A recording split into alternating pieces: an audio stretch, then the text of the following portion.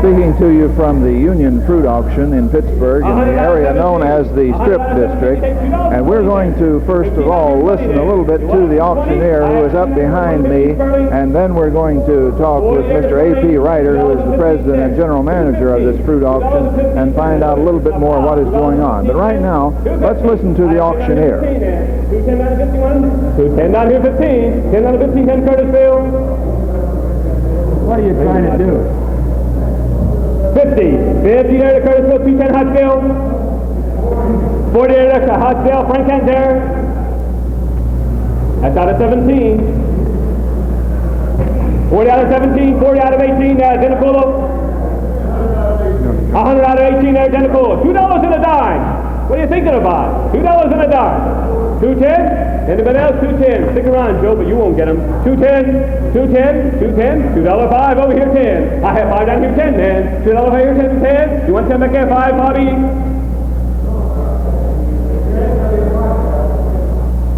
I'm afraid you guys, you know. 150 out of 17. And 70 out of 18. He takes Hutsville. We have, of course, in the auction been taking what comes here in the auction, but as I told you, here is Mr. A.P. Ryder, who is the president and general manager of the Union Fruit Auction, is the right name, isn't it? We've been taking what came here, but what are they selling now? They're selling oranges, California oranges shipped by Sunkist Growers Incorporated. And what is the price? $2.10, and it sounds like it's too darn cheap.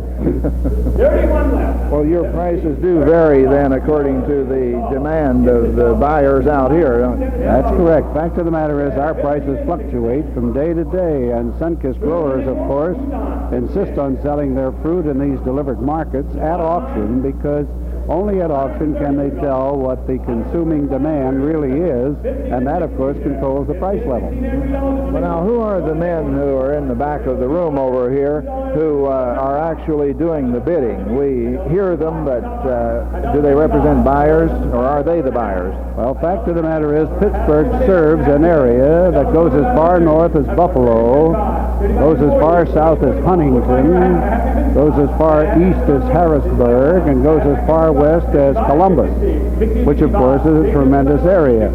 Some of these buyers in here are buying for their own account, others are buying for the account of others. Now we have what we call a buying broker, and he may represent 50 buyers from all over this territory. Most of these boys in here have orders, and they're buying on the basis of those orders. Some of them are large retailers, some of them are wholesalers, and a good many of them are brokers. Well, it's pretty hard to tell when they're bidding and when they aren't. What do they do? Just raise their hand? Or? No, they raise a catalog, and at this time of the year it's pretty difficult because the catalog is white and their shirts are white, and of course we have a hard time trying to detect this when a fellow's really making a bid. But every time they raise the catalog, as you just saw that man raise his catalog, that indicates a nickel bid on 40 packages. Oh, is that your minimum then? Our minimum package on citrus is 40. And of course, if they're buying plums or apricots or cherries or grapes, the minimum is 20. And how many's in a car?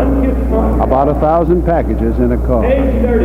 Depends on what the commodity is, but cherries will be 1,500 or 1,600. How is your business here at the auction as compared to a few years back?